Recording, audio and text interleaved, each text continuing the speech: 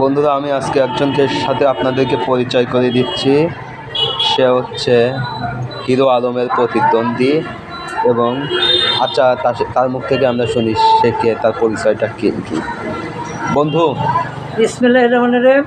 আমি কালু নন্দীগ্রাম 39 বগুড়া 4 আসন থেকে পাক পাঞ্জাতন অর্থ হচ্ছে আল্লাহ রসুলের নাম ইমাম হাসান হোসেন খাতুনের জান্নাত মা ফাতেমা অর্জতলি।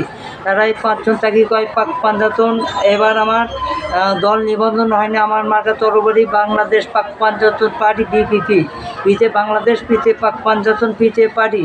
আমি কালু নন্দীগ্রাম 39 বগুড়া 4 আসন থেকে, যেহেতু দল নিবন্ধন হয়নি, আমি যে কোনো একটা দলের থেকে মনোনয়ন নিলে আমি কালু নন্দীগ্রাম 39 বগুড়া 4 আসন থেকে এমপি নির্বাচন করব। 5 বছরের প্রচার চালাচ্ছি। কালু নন্দীগ্রাম 39 বগুড়া 4 আসন থেকে এমপি নির্বাচনে আপনাদের দৌড়ায় প্রত্যাশী। আচ্ছা, তো তোমার প্রতিদ্বন্দ্বী প্রার্থী কে আছে? প্রতিদ্বন্দ্বী আছে সাবেক এমপি আলহাজ মোশাররফ হোসেন এবং জামাতে ইসলামের ডক্টর ফয়সাল মোহাম্মদ পারভেজ। আবারও শুনেছি হিরো আলমও উনি থাকে। আবার এলডিপি থেকে ছাতা মার্কা ফেরদৌস আলম। এই কয়টাতে আমি দেখেছি। এই কয়টাই? আচ্ছা, ঠিক আছে। তা তুমি কি আশাবাদী ভোটে? যাই হোক, আমি যদিও আল্লাহ রসুলের নামের ওপর আমার সংগঠন হবে পাক পাঞ্জাতনকে সবাই ভালোবাসে।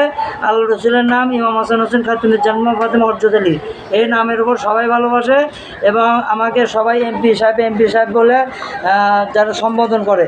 আমি কালু নন্দীগ্রাম 39 বগুড়া 4 আসন থেকে যদি এমপি নির্বাচন বিজয়ী হয়ে যেতে পারি, তাহলে শুধু কালু নন্দীগ্রামবাসীর জন্য নয়, 68,000 গ্রামের যতগুলো জামে মসজিদ আছে ওই মহান সংসদে সর্বপ্রথম ইমাম মজ্জেমের বেতন তুলে ধরবো ইনশাল্লাহ।